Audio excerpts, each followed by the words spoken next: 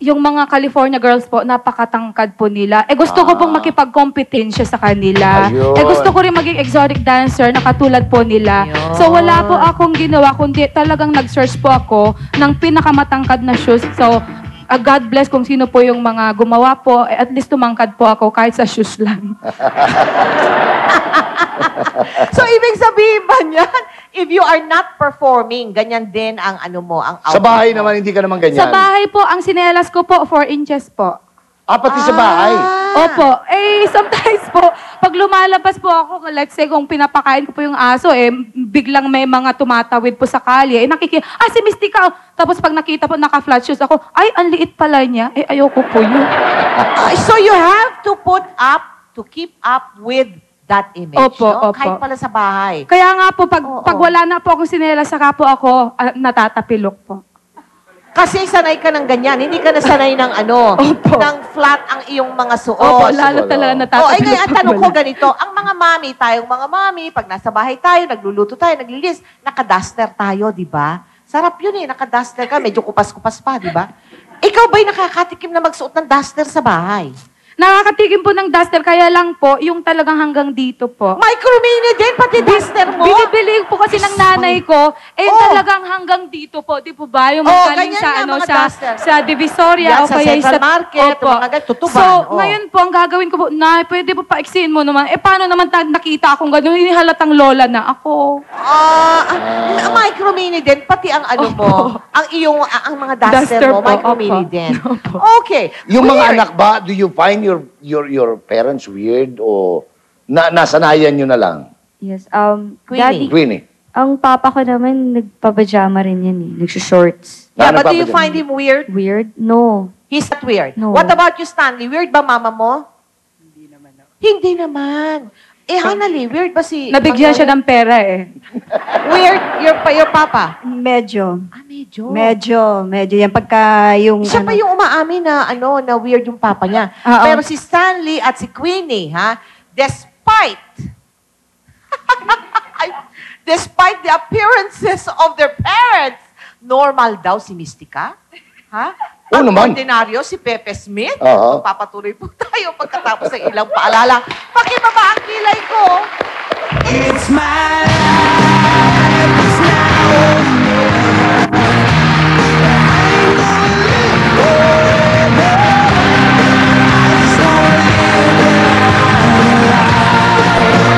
Tanungin natin ngayon mga anak. Stanley, di ka ba nawiwirduhan sa airmat mo paminsan-minsan? Medyo. Medyo. Ganong ka medyo? Maraming medyo? Konting medyo? Konti lang. Konti Saan ka nawiwirduhan sa kanya? Sa pananamit to. Pananamit. Oo. Sa itsura Bakit hindi. do you wish sana na magdamit siya ng ordinary, typical na babae? Teka muna sandali, iho. Sa tingin mo ba, ikaw hindi weird? Mas pa ako sa kanya. Ha? Alakas sa tawa ng Hindi, nanay. tingnan Alakas sa natin. tawa ng Sa nanay. tingin mo ba, hindi ka weird? Alika nga, tumindig ka. Tindig muna, direct. Bigyan mo nga ako, ha? Hawakan ko buhok mo, no? Ha? Tingnan mo naman yung buhok na yan. Para sinulid. Hindi, sintig ka. Lanchado. Tapos, Ang kamay. tignan mo naman ang kamay niya. Naka- Hindi lang Q-tex. naka-manicure. Naka-manicure. Kulay itim pa yung kanyang Q-tex. Okay. Tapos, tignan mo naman ang mga alahas niyan. Ano ba ka-ere? Ano yan?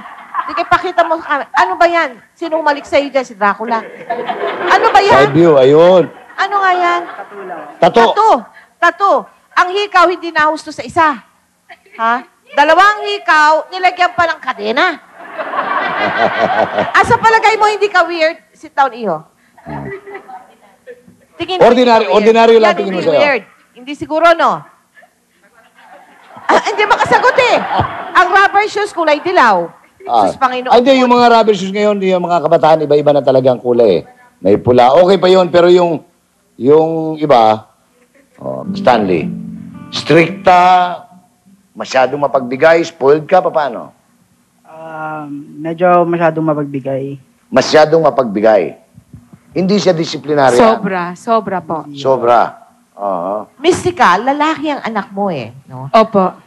Hindi ba mas mahirap yon na Kasi babae ka eh. Oo, Asa na- teka muna, has he ever, lumaki din ba siya sa ama niya?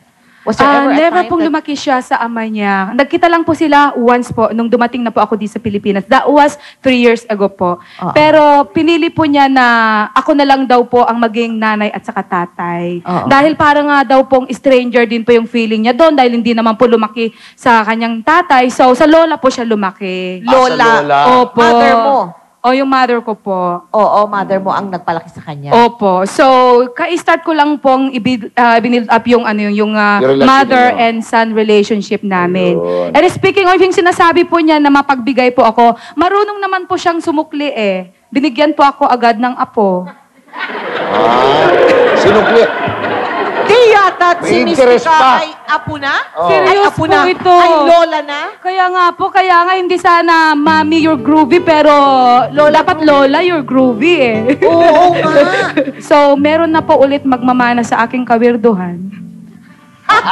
Kung ano ang puno, siya rin ba ang bunga? Magpapatuloy po pagkatapos naman ng ilang paalala. I think I'm paranoid.